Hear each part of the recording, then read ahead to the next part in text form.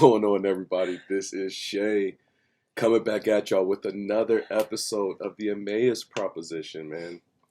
Super happy to be with y'all. Super happy to just get a chance to put my voice out there, what I'm thinking, how things relate in culture, in music, in the arts, wherever have you, how it all relates back to Christ. So glad y'all are on this journey, doing it with me. And for those of you listening on the podcast, thank you so much for listening, man. We are super close to being able to monetize some of these episodes. So that's going to be super cool. And then for those of you listening on YouTube and watching on YouTube, thank you so much, man. Thank you for your support. It's going to be a while before we get to monetizing YouTube, but we're getting there, man. And thank y'all for tuning in and being with me. As you can see, for those of you watching on YouTube, for those of you listening on the podcast, I have a very special guest today, my very first guest. And I'm super excited because I got to tell y'all, I've been trying to get her on since episode 1. And we're finally getting to the point where we're able to get on and just chop it up about life and about culture and bringing it all back to Christ. So y'all help me give a very special welcome to my very lovely, illustrious brick house wife. This is my wife, Christena. And you wanna say hi or you wanna say anything? What's up? So this is her first time on. She's hiding her nervousness well, but we're gonna get it cracking. So, you know the premise of the show because you've been a listener too, and basically in the show we're just talking about how ultimately everything leads back to Christ. And so, me and Christina were sitting down last night, and we were watching last couple nights. We were watching one of our favorite shows, man. And if y'all haven't had the opportunity, you gotta check it out. But we were watching Stranger Things.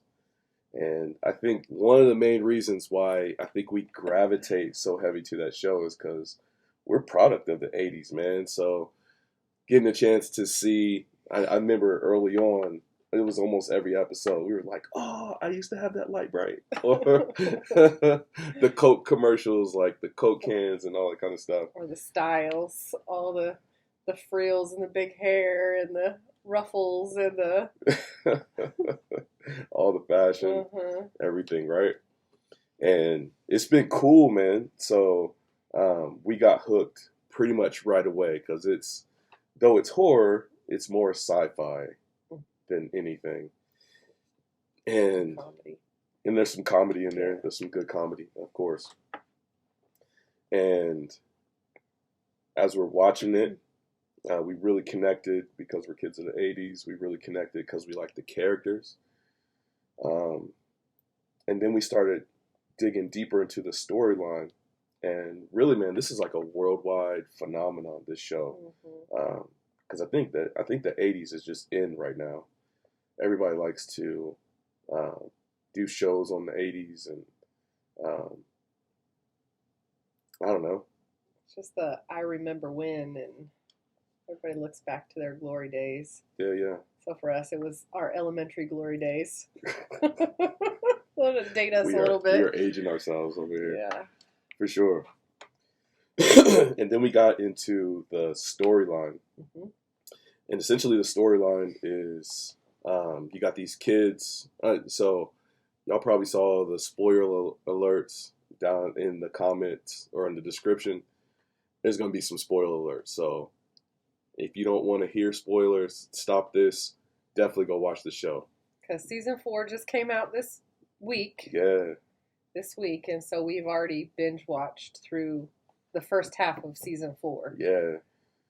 And then the second half comes out in July. Yeah. And so the first season, you're getting into these kids, and there's this mystery in this small town. And it's like these otherworldly events that are happening. And, you know, the hero comes and saves the day. I know I said spoiler alert, but I don't want to give away too much because I'm actually really wanting people to go watch it. Season 2 comes along, it goes. Season 3 comes along, it goes. So now we're in season 4. Like you said, we just binged it. And what did you think about season 4 so far? Overall, it was good. I mean, it was same relatability, and where it keeps you engaged and gripping, ready for the next episode. There's a lot of turmoil going on. I feel like there was a lot of turmoil coming from different angles, more than the other episodes. Usually it's like one line or two lines of turmoil, and this has got like Yeah, four. they just kind of split off. Yeah. And so it's got a lot more to connect into and look at. One thing negative I will say is it doesn't have as much comedy. And that's one of the things that we were talking about, is that it's not as funny as the other ones. Yeah. It's still got some comedy there, but one of the things that we really like about the show is the comedy that was in it. And so that's been lacking. Yeah. But the storyline has not been lacking. The storyline has still been a lot of edge of your seat moments, and you're just like, what are they going to do? Yeah. Can I figure this out? Yeah. Oh, that happened. New twist. Yeah. Yeah, and just I think there's a lot of 80s elements too, right? Yeah. So like a lot of latchkey kids, like the kids were just allowed to just roam the streets. Yep. So like completely unsupervised and getting into all kind of stuff. You had the fact that there weren't like cell phones. So there was no like, we live in such a connected world now. Yeah. Like the lack of cell phones as they're starting to like get into trouble and stuff was like, oh snap! Like they can't just, because the one, they have their radios. When the mom is disconnected from the kids, like she didn't immediately like, hey kids, where are you? What are you doing? Anything like that. Yeah. Yo, we're so connected right now. Like we got a camera and a radio in our kids' room to where we can hear what they're doing if they're not going to sleep. And back when we were growing up, it was like the baby monitors were. There was no baby monitor. It was just like, I put you down. Y'all might get into some trouble. Baby monitors were your siblings or cousins if you had them. That was your baby monitors because they were telling on you. No doubt. But it's definitely a different time frame, like a different mentality where kids were just okay to the freedom that kids had then that they don't necessarily have today. They have, I mean, the way they connect it to today, I feel like, is they have their two-way radios. And so they're able to still talk through that without a phone. So that's one way they've kind of stayed connected within their little club. But it's been cool. Yeah, it's been cool. It's been really cool. It's been cool to, because up to this point in the season, I haven't heard much music that they've been playing, like a lot of 80s music, but like the first few seasons, it was like an 80s, it was kind of similar to when we went to watch Guardians of the Galaxy. And like, you just had all this music that was like, oh, I remember that song, but I forgot about that song. They had a roller skating scene though, so it was like, oh, take you back. Yeah. They got a couple jams on there, and you're listening to it that way. So I feel like there was still a little bit. Just were you a skating ring person growing up? Did they have a skate ring in your town? Well, growing up in a big city, of course we had a skating ring, but I didn't get to go to the skating ring until I was in high school, maybe junior high. But I didn't go when I was that young. Gotcha. So high school, I think, is when I first was like, go to the skating ring. I got things to do tonight. Y'all be there, and I'm gonna be out. My mom would drop us off and be out. Yeah. But that's the only time that. But we were there, every weekend. So every Friday night, sock hop and skating. The sock hop. Did y'all have like a little? So the sock hop was the dance. Yeah, after yeah. So you have the little kids in the families that would go home, and then all the middle school, high schoolers is trying to get in trouble. But I guess it was a way to keep us out of trouble if you think about it, because we were in a skating ring. Yeah. So you're actually from a way bigger city than when I'm from. So Christina's from the Bay Area. Yeah, I grew up in the Bay Area, but in high school we were in Sacramento, so obviously that's a big city. It's the capital city, and it's pretty large. Yeah, I'm from. I grew up in small town South Carolina. I was born in Columbus, Ohio, which is a really big city, but I only stuck around there until I was like 8. And so by the time I left and made my way to South Carolina, we were getting introduced to stuff like the skate ring and being able to just run the streets and stuff like that. Were you allowed to just run the streets? No. We didn't had have that freedom. No. I ran the streets when I was real young because of family situations that had happened. What had happened was some things that had happened in our family, just situationally. I was able to, I was that latchkey kid. We lived with my uncle. My uncle worked nights, and my mom was gone a lot, and so I was at home by myself most of the time, or at least the times that I can remember. Walk myself to school a couple miles back and forth, and then when junior high came, it was a whole different story. It was on lockdown, and I didn't have a lot of that freedom. So, yeah. Bigger city too. We had moved from the Bay in Napa, small town Napa. Everybody kind of grew up together, and then moving to a big town, Sacramento. Things are different. Culture's different. There's more people. There's more bad people, not just people, but there's a lot more stuff happening. So I didn't have those freedoms, but. Yeah. So yeah, latchkey kids was a thing. Just because I remember growing up, because we didn't have a cell phone. I remember getting a pager in high school, and you put it up in the air for some reason. When you put it up, it makes you see it better. And oh yeah, I have blue one. You had a blue one with the clip and the spring, like the spring. You had a yeah, so it doesn't fall off. So you never break it, because if you break it, you can't get another one. Getting another one for sure. I was not buying you another one of those. So that was our only area of connectivity, and so all those like 80s themes, they really hit home. And then that was 90s though, for us. The pagers. The pagers, yeah, for 90s. For sure. By the time, so in the 80s, you didn't have any. You had that 100-foot long cord for your telephone that went all the way through the house. You had to pay extra for call waiting. Yeah. That's what they call it. That was just at the time I feel like cordless phones were coming out, right at the end of the 80s. Okay. You had the big block. Yeah, the big on your ear. Yeah. And you had hold on. Yeah. You got let me pull up that joint was hot. Yeah. I gotta pull up the antenna because I can't hear you right now. Oh my gosh. So yeah, the show really goes through like the 80s and all this other stuff, right? But then we were talking about it because I knew I wanted to record this episode. I knew I wanted to record it with you because we had a pretty good conversation about it. Or at least I came to you with my proposition, right? This Emmaus proposition. And it was based off of this part in the show. So in the show, kids are disappearing and the town doesn't know why. But there's a local group of kids that play Dungeons and Dragons. And for a lot of folks, I don't know if y'all remember back to the 80s, but Dungeons and Dragons was it was a hot controversy surrounding Dungeons and Dragons because people were like, this is about demons, this is demonic.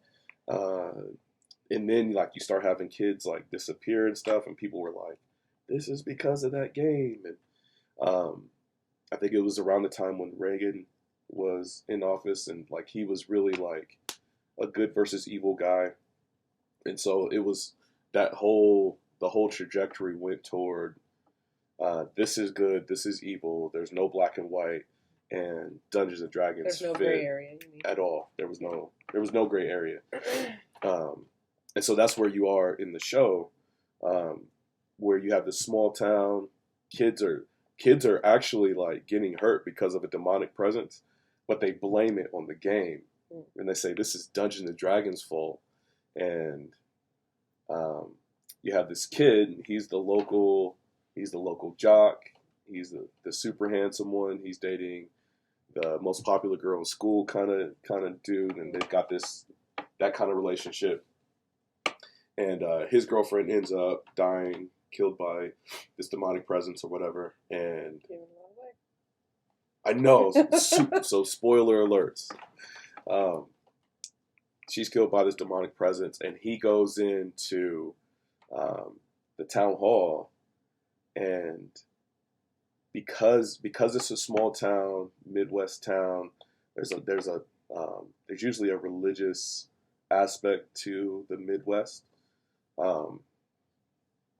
He busts into the town hall meeting where they're trying to calm the populace, and he gives this speech, and it threw me off as I was listening to it, because he's like, I was sitting in my room last night, and I found this verse, and it was really comforting to me. He said, I was overcome with hopelessness. Yeah.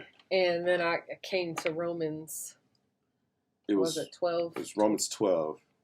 So I'm going to read it, but then I want to make a commentary on it, and I actually want you to make a commentary on it too. Romans 12:21, it says, "Do not be overcome by evil, but overcome evil with good."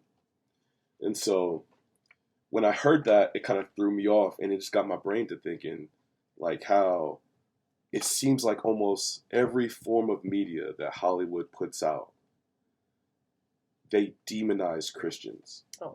They treat them like they're these religious zealots that, and this isn't the first show that we've noticed it on. No. But what are some other things that you could think of where you've seen people treating Christians like these overly religious zealots? They're the crazies. Yeah. I can't think of anything right offhand, but what I was thinking, what came to mind was, what I thought was really offensive was the fact that this kid, this high schooler, nobody, can go in the room full of adults, logically thinking adults, and take over the whole town meeting over the sheriff and convinced everybody on a witch hunt. Yeah.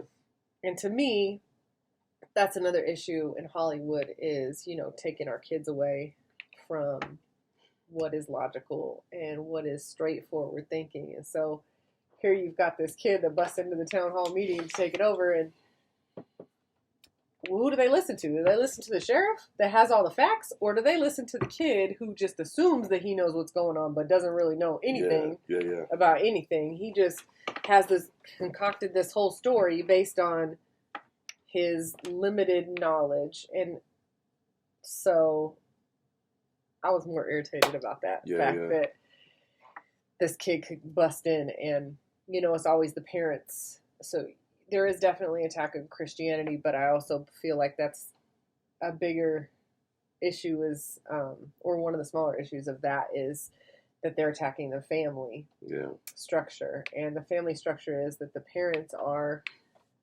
the people that usually know what's best for their kids. Here you have these shows now where the parents are the jokes and the parents are not the authority figures anymore because they don't know anything. So the kids have to go and solve everything themselves because the parents don't know. Yeah. And the parents are oblivious. The parents are partying and the parents are doing whatever they're doing. But it has nothing to do with the kids. Yeah. And the kids are smarter than the parents. And you got the one dad that's just like totally detached. Like he's just a joke that's in there. I remember we were watching I forget the name of the show. It was Jericho. Remember the show Jericho? Yeah. That was the fall of dads. Yeah. That's a totally different. Oh my gosh. But I want to say that the dad was a man of faith, and when they would display him, it was usually like, "Oh, you're the prude. You want to stop progress. You have this old world kind of way of looking at things, and it's not helping anything.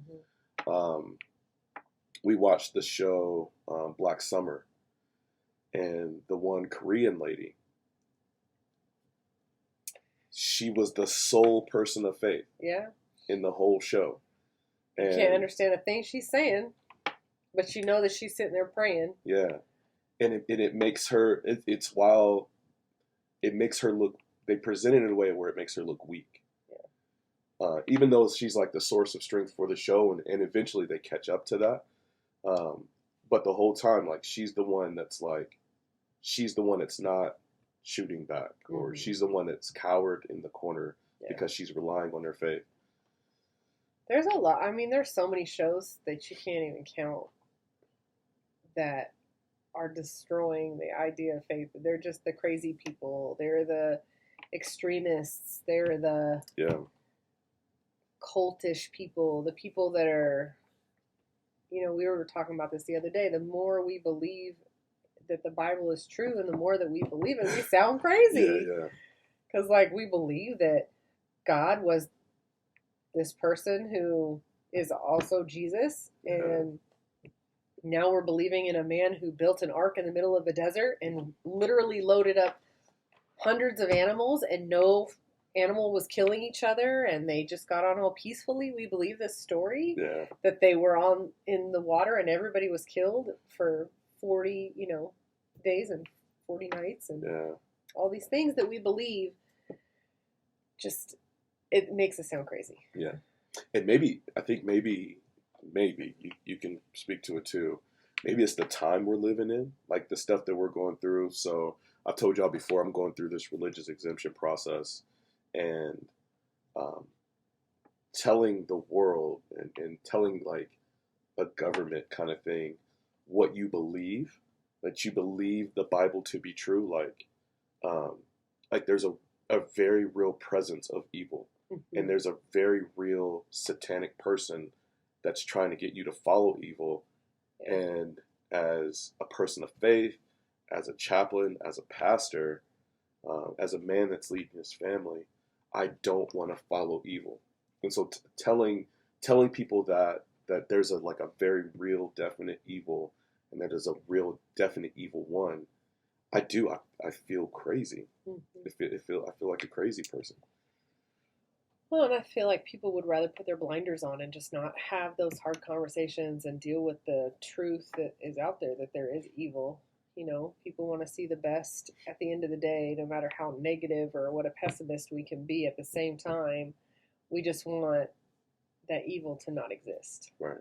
And there can't be a bigger picture. There can't be some big evil being, because that would be wrong. Yeah. There can be a good big God that's good and gives us blessings and all these wonderful things, but to have this powerful evil thing also there lurking and manipulating and salting your path, if you will. And then in addition to that, right, it seems like when Hollywood conveys Christianity, it's one of two things. So it's either hyper Catholic, and so you have you have to submit to the Pope, and we're not Catholics, and so having Hollywood tell the world about your faith comes off as, well, you guys, you believe weird stuff about Mary, and I'm not jonesing on anybody. I promise I'm not. I'm just like how Hollywood conveys it. They just lump all of Christianity into Catholicism, or you have the people who are more they're less biblical about their faith, and they're more like feel goody kind of faith. And they're spiritual people. Very, very spiritual, not really read up on like doctrine and like in their Bibles, what does this mean? How does this connect to this? What's the historical implications of what I'm reading? they're not there. But if they portray them any other way, it's that they're very judgmental, and they're the ones that are very stick to the laws, and there's no grace, there's no love for, I won't say all people, because God tells us very clearly to hate sin, and so love the people, hate the sin. But when we say stuff like that, they're like, really?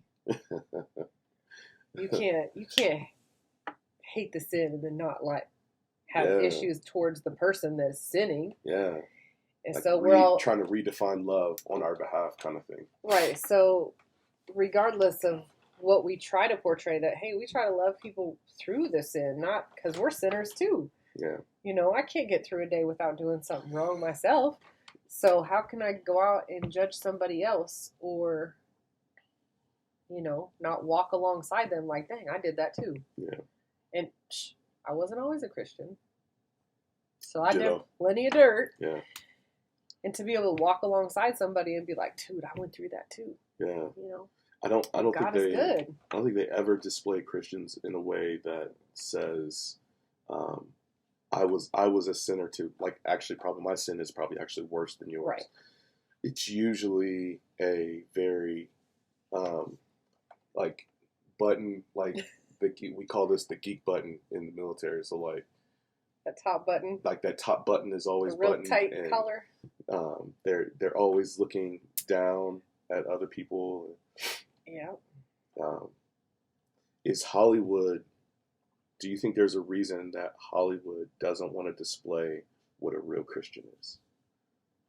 I think at the end of the day, like, Satan is stirring the pot. He's trying to take God out of it. And what's the biggest influencer in our culture right now, outside of social media, is Hollywood. So how easy is it for us to manipulate the content that's going out from Hollywood to say God is bad, he's a bad thing, to don't sign on, don't sign up for that ticket, like, don't get that, put your money in that boat. He's gonna say the opposite. Those are the crazy people, you don't trust them. Trust the not logical people. Trust the things that we put out, like whatever that is from Hollywood.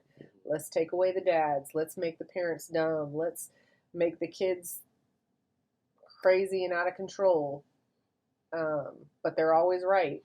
Let's make all these sins that the Bible is very clear about being sins, let's make all those okay or acceptable. Because there's obviously, we've talked about this before, that there's obviously socially acceptable sins, and then there's sins that are everybody's against. Sure. So like murdering of a child molester. Yeah. Or something crazy, like, we'll talk about dogs. Somebody that's hurt animals, because everybody loves their animals. Us included. Oh boy. Yeah. But I will put that person to death, right? Or we're gonna go after them with our pitchforks. But when it comes to the socially acceptable sins, those are okay. Yeah.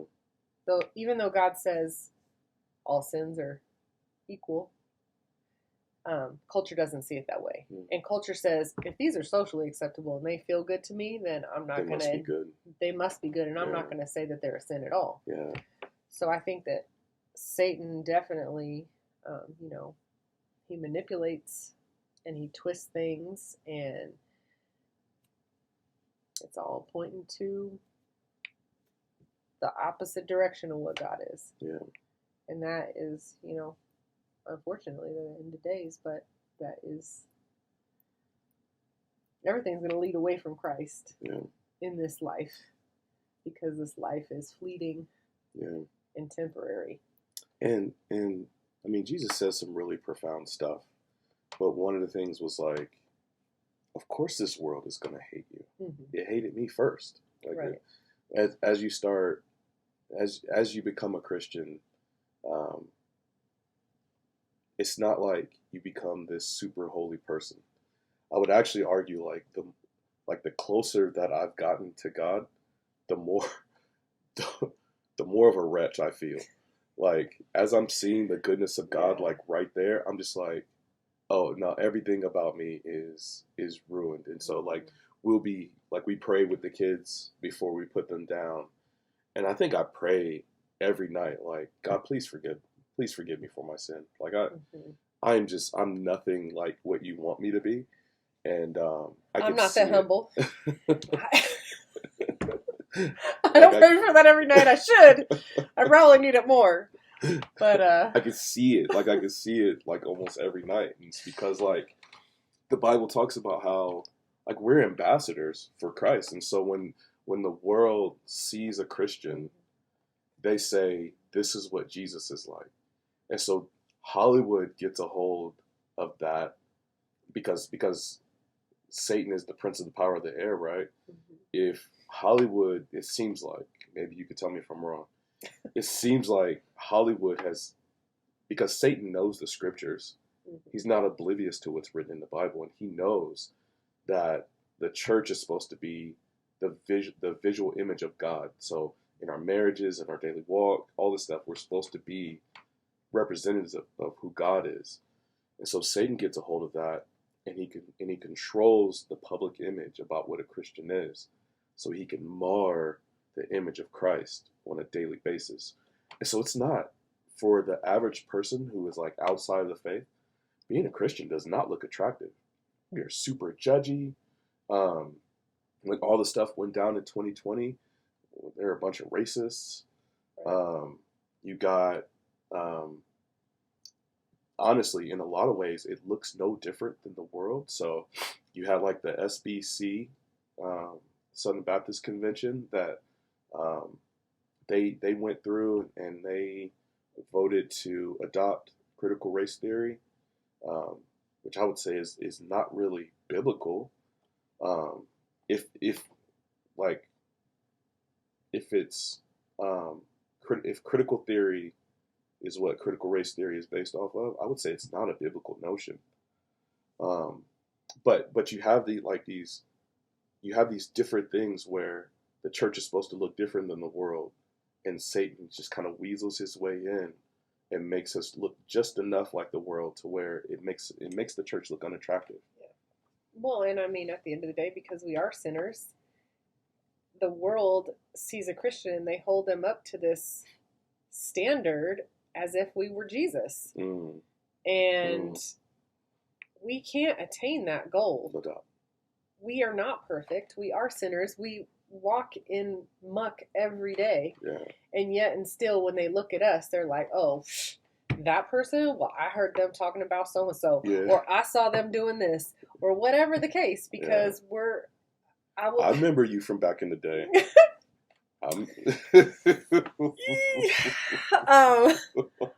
I will say, so I remember we were in church and we had just changed churches, and shout out to Pastor Harvey Turner, because he had said something that will stick with me for the rest of my life, and I've heard it several times since.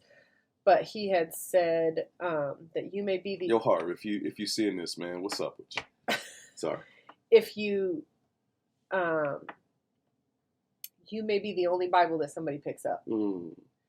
And I feel like that is a big bar to set, because yeah, we may be the only Bible that somebody picks up, so we should be knowledgeable about our Bible, but we should also be humble in accepting that we're not perfect and that we fail, and admitting to those things, especially when we come around people that are not believers, is saying how we struggle with things as Christians. Yeah. Not just before we were Christians, because obviously we struggled before then too, but as Christians, we still struggle and we still do wrong things and we still sin just like anybody else. And so for people to hold us up to this unrealistic standard of perfection, we're never going to meet that. But they look at Christians, the outside world, the people that don't necessarily believe or that aren't in their Bibles, and they'll look at people and they'll say, "Oh, but you messed up." Well, yeah, I messed up. But they don't see it that way because all they expect to see is perfection. Well, you can't mess up because you're the Christian. And you're the one supposed to be perfect, right? Is that a misdefinition of holy, you think? That is putting us, how God puts that Jesus lens on to be able to see us. People put that Jesus lens expecting everybody else to meet up to that. And I feel like that we are always going to fall short and we are always going to disappoint.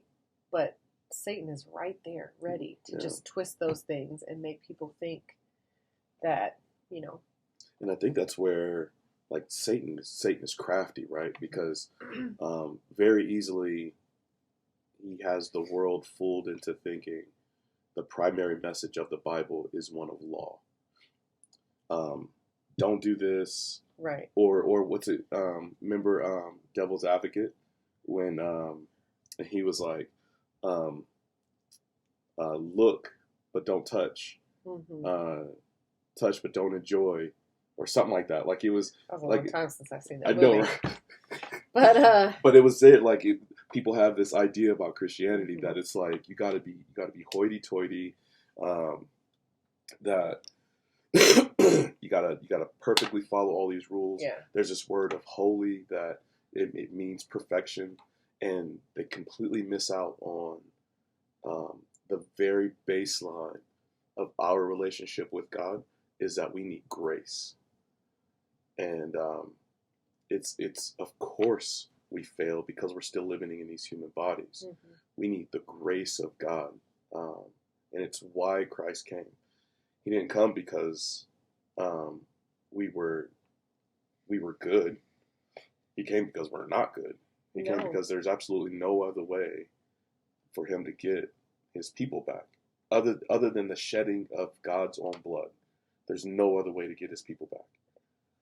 And I think, part of that disconnect with us and, say, Hollywood or a non-believer or people. Sometimes I think there's this misconception that we should be perfect, and that now we are walking on eggshells, feeling like we can't do anything, and now we're not authentic. Yeah. And so how can I have a relationship with you if I'm not being authentic? Like, you're not going to want this false self. Yeah. You want the real me, the one who can laugh and joke and have a beer or whatever, because... Some wine. Don't drink. Oh. Yeah, I don't drink beer. Let's be real. That wasn't for me. A root beer, baby. No. But honestly, like, how am I ever going to have a relationship with anybody outside of just people in my circle who see the same things as me if I can't admit when I'm wrong? Yeah. If I can't admit when, hey, you know what? I was a jerk when I said that, and I shouldn't have, and I'm sorry. There's a song by Sho Baraka where he says, my Christian friends only share their sins in the past tense, as if we can ever really overcome sin. Right. Yeah, that's big. That's big for sure. Yeah, if you can't be authentic with people and be real, and I think we get up on these high horses sometimes as Christians because we feel like we know more, and we feel like we know this truth that you don't know. Yeah. So now we're better than you, and so we raise ourselves up a little higher because, well, we know more, right? Yeah. That's the way we feel like that. We get this pride and this sense of identity, or this sense of everybody wants to be the better person. Yeah. And I think sometimes we get caught up in that so much that we lose that humility. Yeah. And we lose that humility to admit when we're wrong. Yeah. Then we lose that person. And then Satan just runs with it. Absolutely. And the next thing you know, we have stuff like what we saw in Stranger Things, where this kid gets up and he shares this Bible verse, which is awesome. Should be like a great thing, right? Right.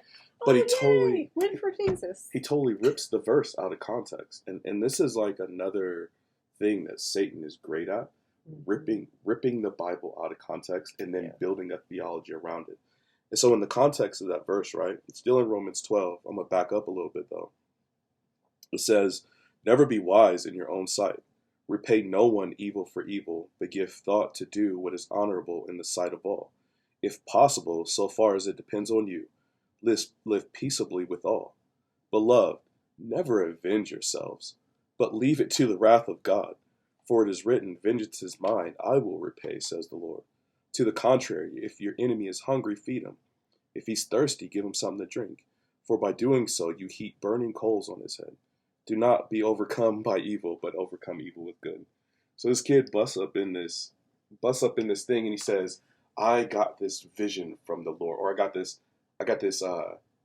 this this this comfort from the Lord that says, overcome evil with good. So let's go find this guy who we think is the killer. Let's go hunt him down and kill him ourselves.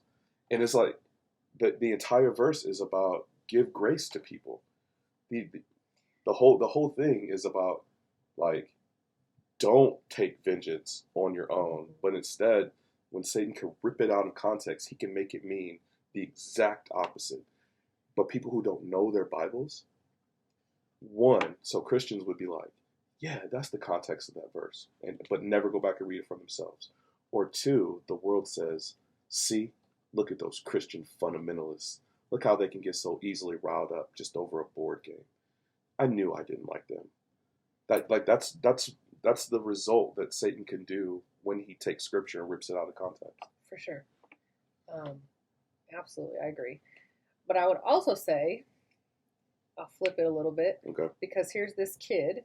He's a kid, right? So he's got a limited scope of knowledge and wisdom. And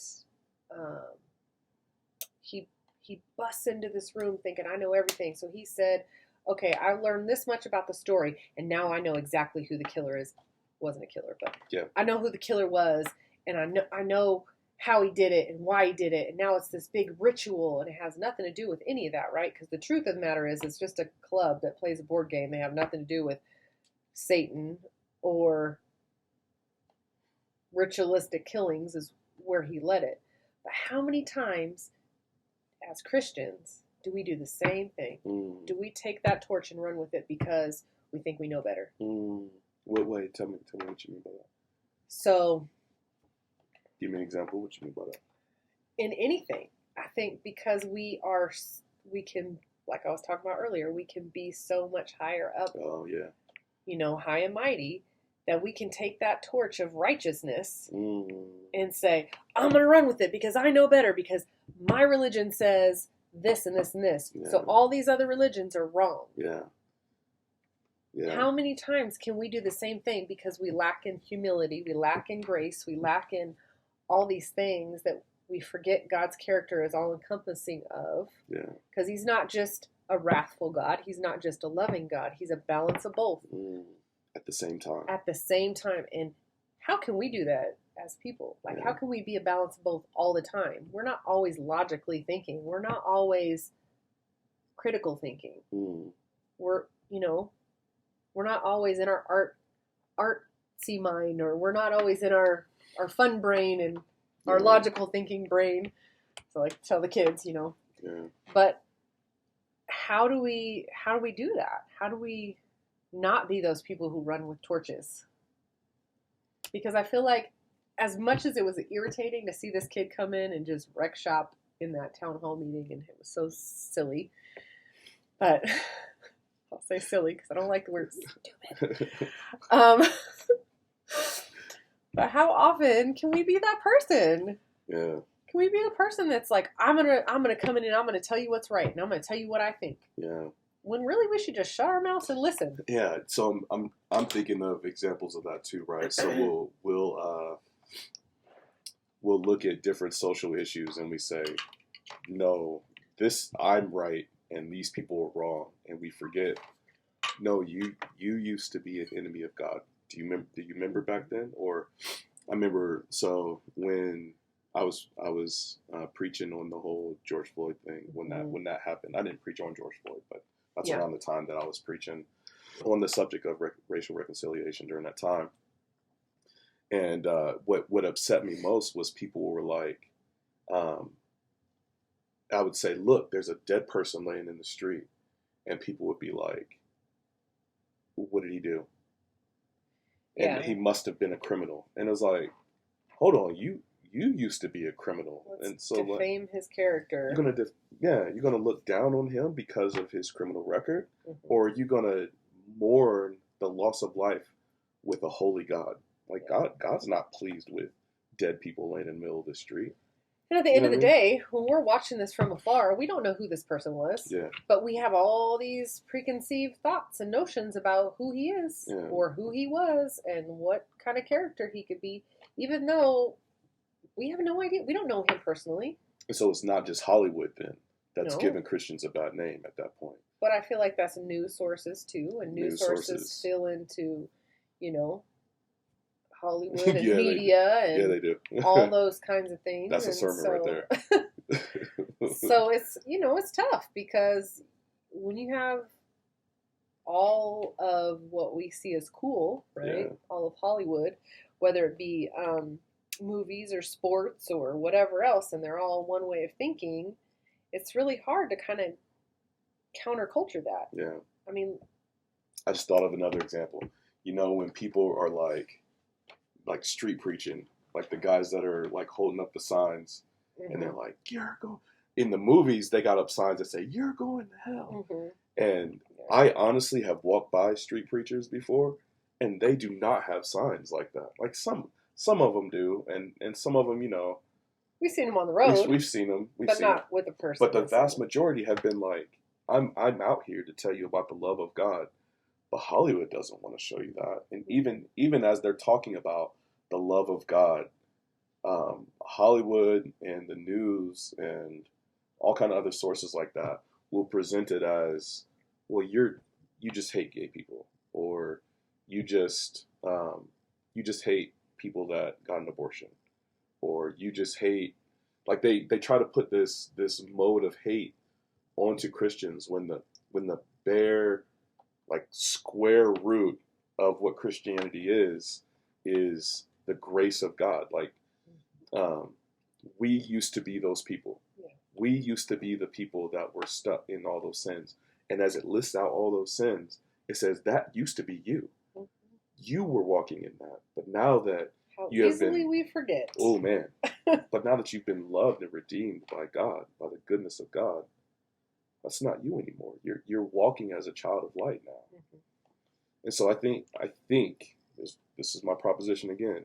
I think Hollywood does it on purpose because the prince of the power of the air doesn't want people to know who Jesus is. And Christians aren't helping. I don't think we have made the Bible a priority enough to be able to refute what culture is trying to undo about the love of God. Does that make sense? Yeah. It makes me go back to, we watched this video, and I don't even know where we found this video or how we came upon it, or I don't know any of that. I don't remember. But I remember it was like he was an ex-Hollywood stuntman, producer. Oh, yeah. It was a conference we went to. It was a conference, and he was telling his testimony. No, we watched this video at home. It wasn't a conference because I didn't usually get to go to conferences with you because I always had kids at home. So I can tell you for certain it was probably not a conference. But I remember watching this video together, and you're like, "Oh my goodness, look at this!" And it was going through like Disney, because Disney, right? We think Disney was just this innocent movie production company who put out all these beautiful productions for children, and of course they're innocent. And you saw all these evil things in the backdrop, and how he would zoom in on like pornography in the background of Disney, and we were like, what? Mind blowing. And it was just like he was a Christian. He became a Christian afterwards, and he was like showing basically all the evil that lies underneath. So maybe the actors themselves don't necessarily know it, but like how Satan is in the background working these things, threading them through all these movies, and you don't even realize that the kids are getting these flashes. Satan is putting these flashes in their heads, or all of ours, and we don't even realize it. I remember in high school, like we had the Little Mermaid. I don't know, maybe somebody remembers this, but we had the Little Mermaid VHS. It wasn't us. It was a friend of ours. Because my mom didn't buy me movies like that. But she was a lifetime movie watcher, and that's what we watched. Oh my gosh. And B, like super B movies. sci-fi. Oh yeah, sci-fi movie channel all the time. Yeah. But I was at a friend's house when we were watching Little Mermaid, and not that my mom would let me watch Disney movies, but we looked at the cover of the original Little Mermaid movie from Disney, and the cover had, now this is all big, it's probably millions of dollars to find one of these covers nowadays, but they had to remove them all from the shelves because the original artist that had done all of the Ariel's castle behind all of the points of Ariel's castle were the tops of genitalia. You can say it. These are adults. I know. I don't want to say it. But like how evil that is, right? Because why should kids see this on the top of these like little castles? Penises.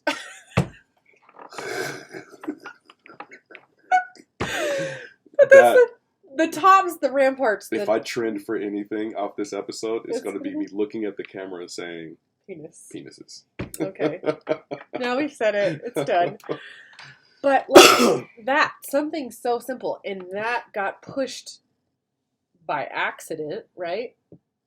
Out to production and to all the stores. Yeah. That was the cover of the movie cover.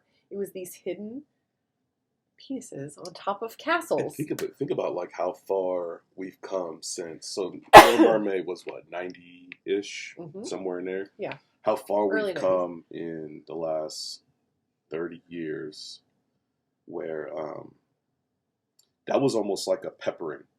So we would have like these little pepperings of just put this out there just a little bit, just to see who catches it, and then when they catch it, they retreat it. It was like, that's what, like, you love boxing. That's what boxers do, right? Like they jab.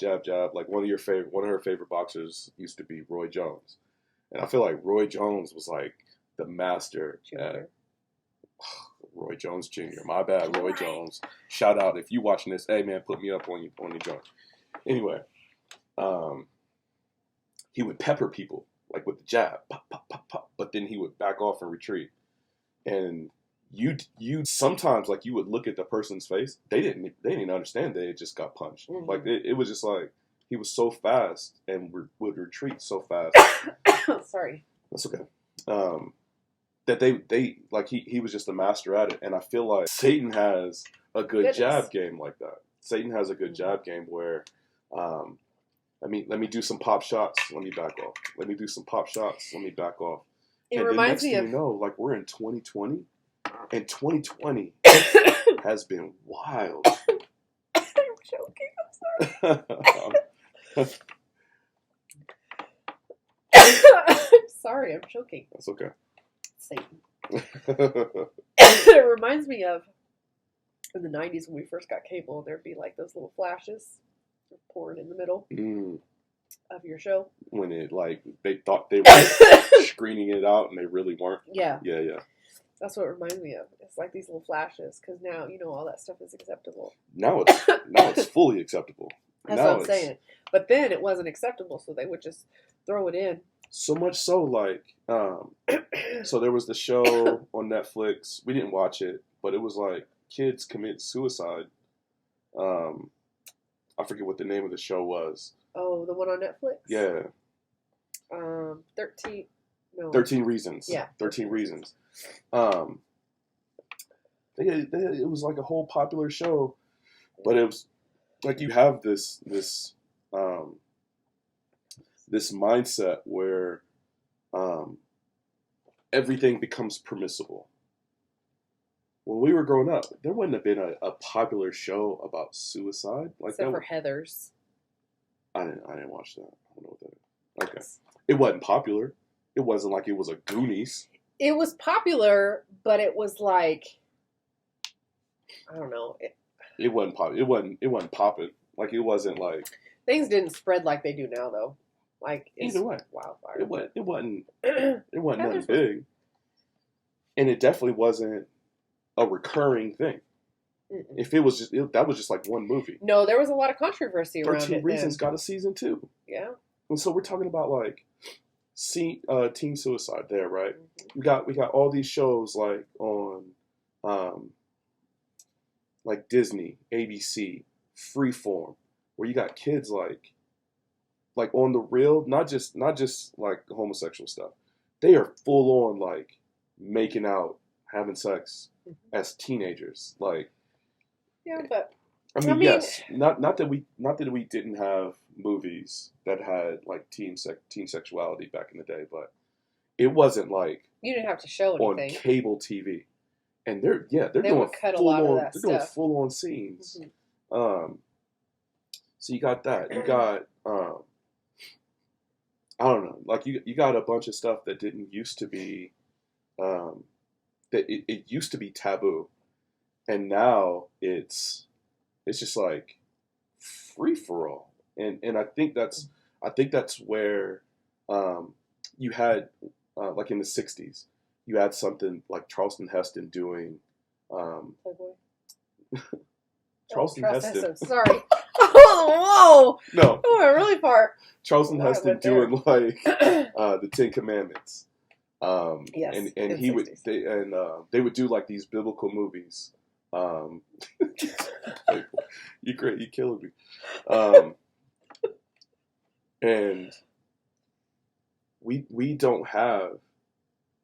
Other than like these side production studios, mm-hmm. like they did Fireproof, these Christian like Pure Flix kind of stuff. Right. Other than the stuff that nobody really knows about, like even Christians don't even watch and support those stations, right? Because they say they're so B, like, right? The quality isn't even there.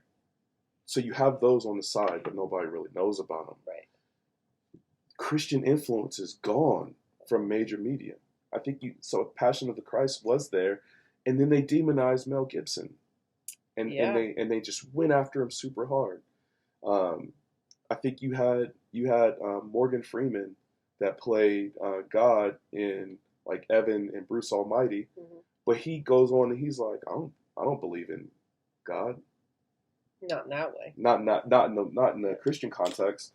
But the stories were from a Christian context, and so you have like, or Liam Neeson, he played Aslan, and he's like, I don't believe in God. And so like you have Hollywood that has control over media, mm-hmm. and they have a particular view about Christians, and that's the only way they'll paint them. We never see cool Christians. We never see Christians that have people in the backyard that are like drinking whiskey. Barbecuing, sitting around a fire pit. Not like drunk, but just like chilling. You know what I mean? Like, which is our backyard. Man, we would have it that way every weekend if we could. I told y'all come through, man. I'm telling y'all. Kids playing everywhere. Everybody chilling, yeah. having a cookout in the front yard, just being cool with your neighbors, not having to like pound them with Jesus, but being weird. Just being like, no, we can kick it. If you want to ask me some theological questions, you can, but like chill stuff, going to play basketball, going to play flag football. You never really see Christians in that context unless you go to like these alternative sources, which Christians have started. I think they've started departing some Hollywood and going over there. But I think that's the design of Satan. I think that's no demonic force wants to present Christ in a way that's appealing.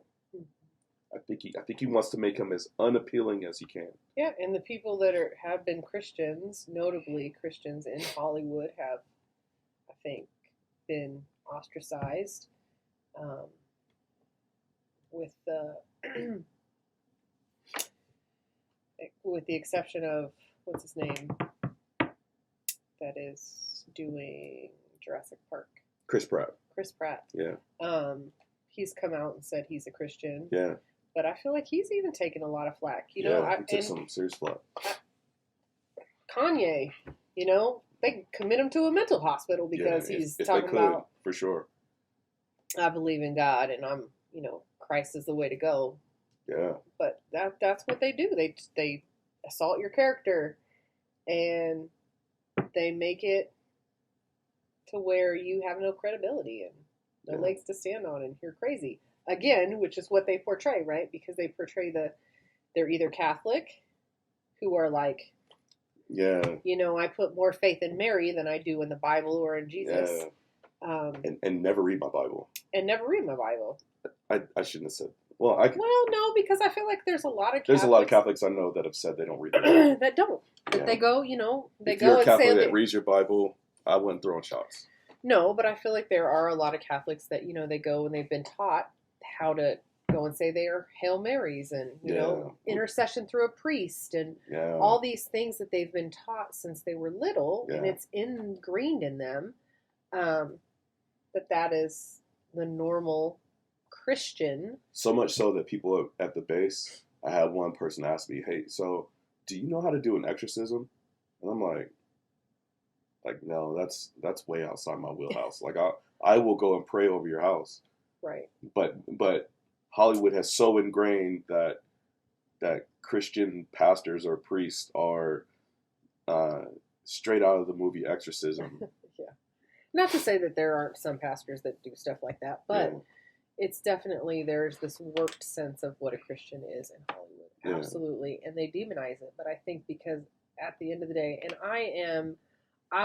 we are movie lovers. We watch movies every Friday night with our family. That's what our kids want to do, is they want to have our Friday family night. They want to watch a movie. Do you want to go play a game? No, we want to watch a movie. Like, that's our family. Yeah. You and I have, our first date was to a movie.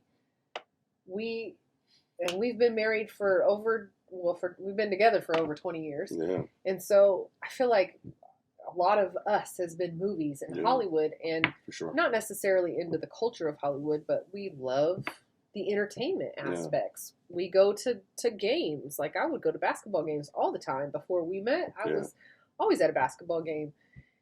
And even watching football and watching basketball and all this stuff. And I will still say, I think Satan is behind all of it. I think there is some kind of satanic something. I don't know what. I'm not that gifted to know what that is. But I think at the end of the day, Satan uses that as his biggest tool. Yeah. And as Christians, it's hard to protect ourselves because entertainment is, we're Americans. It's kind of what we do. It is everything. We'd much rather sit and watch a movie than go out and enjoy what God has created on a hike or something like that, because we get so ingrained in something that we're watching, and we binge, 6 hours of something, and we're up until 3 a.m. and now we're tired the next day, and now we can't go do those fun things because we're exhausted or whatever it is, because we're not having these kind of conversations face to face. We talk about this. I talk about this a lot to you. Like, there's shoulder to shoulder all the time. We'll sit shoulder to shoulder. You're supposed to look at the camera at the same time. Or they're prettier. They're face to face conversations. And when we're watching a movie, we're shoulder to shoulder. Like, our position has changed. Yeah. We are not looking at each other. We are engaging in the screen, and we're not talking about it. Yeah. Unless we stop after the movie and take time to hey, what did you think about this? Or how did Christ fit into this? Or what was your biggest takeaway from this movie? Yeah. Unless you're sitting there doing that, especially with our kids, and I think that we kind of lack in this, you're not putting Christ back into that entertainment aspect. For sure. You are just taking this entertainment in and becoming a blob, because we're not here anymore. Yeah. We're not here anymore. Yeah. We're constantly here. And we need both. I'd love to snuggle with you on the couch and, watch a movie. That's some of my favorite pastimes, is us just chilling. Yeah. But we have to have this also. Yeah. Now. Which is perfect for Satan. Because if marriage is supposed to be the representation of Jesus and his bride, mm-hmm. what better way to separate a husband and a wife than to give them something else to focus on, right, that is controlled not necessarily by the will of God. Mm-hmm. It becomes like an idol. Right. And so if I can get both of them focused on an idol as opposed to building one another up in Christ. Right. That's That's perfect. That's exactly my point. That's some worm tail from Screw Tape. That's some perfect Screw Tape stuff right there. And we've talked about like with we've been trying to watch The Chosen. So we try to support Christian films. We try to sit down and watch Christian films, but it's not what we're our first go-to. No, it's not. It's not what we enjoy necessarily is the first thing. And so we really have to have that self-control to say, hey, we need to sit down and fill ourselves up with something more than just this other stuff. Yeah. So I think at the end of the day, that's just Hollywood is just a tool that Satan uses. And Satan's a tool. Satan is a tool. And so the proposition has been laid. Mm-hmm. As we're thinking about the proposition is Satan doesn't want Christ to be represented in his actual, like, who he is. Mm-hmm. And so he uses Hollywood to create almost like a false Christ that people follow. And so that is the way people see Christians, the way Christians see themselves, the way people interact with Christians. Satan does that. So that's the proposition. So that's the proposition. But as we're going down this road, what would you say the good news is about all that? Like, how would you communicate all of this within the context of the good news? That God is bigger than all of that? Oof. Amen. Like, no matter how much we fill ourselves with that, like, God is still, or how much we feel like we can't get away from it, God is still bigger than that. Yeah. Because Hollywood plays such a big part in our culture as Americans that, you feel like being counterculture is really difficult without being ousted. Like, get out. Yeah. You're not cool. You're not the cool kids anymore. You can't be on the in crowd. You got to sit on the other side of the bus. Okay. Like the front of the bus, because in the back of the bus is cool now. Oh boy. You don't sit in the front of the bus, but or sit in the front of the classroom, right? Yeah. And I feel like God is bigger than all of that. So just keep speaking truth and living amongst people that are in that culture and being relevant in that culture, because we can't be relevant if we don't know what's going on out there. Mm-hmm. And being able to relate to those things, because there's nothing new under the sun. So that means even though 20 years ago I may not have been a Christian, I can still relate those things to today. Mm-hmm. And so being not so far away from when I was saved, and to remember back before I was, so that I can relate to people who may be so caught up into that they don't see logic and reality, or to see God in any of that, I guess. Probably the better thing. Yeah. That would be my answer. That's good. I like it. I think if you were to ask me, I would say Satan has such a hold on this world. Mm-hmm. It's impossible for us to escape sin. Mm-hmm. And has had mastery over his craft since the garden. We stand no chance. Mm-hmm. To try to avoid sin, to try to get around it, it's written into our DNA. As like in Adam, there's nothing awaiting for us but death. And so when Christ came, when he died on the cross on our behalf, when he lived this perfect life, following all of the law on our behalf, when he rose again from the grave, that gave God the vehicle to rewrite our DNA now in Christ. Like when we're in Christ, God starts to rewrite our DNA to make us more like him. And so when before that we were dead in sin, and so we're just walking with the rest of the world. We're just lockstep with everything that's going on, hating Christians, mm-hmm. right along with the same message. But now that God rewrites our DNA, he actually gives us a new filter to see the world for what it is and how much Satan really hates the bride of Christ. And we can see it in film, we can see it in news, We can hear it in music. We can hear it in conversations with non-believers. And because we can see it, the best way to fight in a war is to understand where the attacks are coming from. And so God gives us that ability when he rewrites our DNA, when he makes us one with Christ. He hips us to the game. And so now we can see it. It's not that even still we don't have the power to combat it, but we are strategic in how we rely on Christ in all of those circumstances. So we need more of Jesus, and that's what the Emmaus road was about. It's like how does everyday life point back to Christ? And in this, it's that we don't have a loud enough voice or a big enough purse to overcome Hollywood and what they're saying about Christians. But what we do have is the power of the Holy Spirit to affect our neighbors, to say, this is what a real Christian looks like. Yeah. And so I think I'm going to wrap us up there. Yep. This was fun. It was really fun. And I really appreciate you. You're cute. But I hope y'all enjoyed the episode, man. I promise I'm going to try to get Miss Christena back on because I love hearing her perspective. And if y'all have show ideas of stuff y'all want us to talk about, I think some of the stuff you're passionate about is like marriage and kids.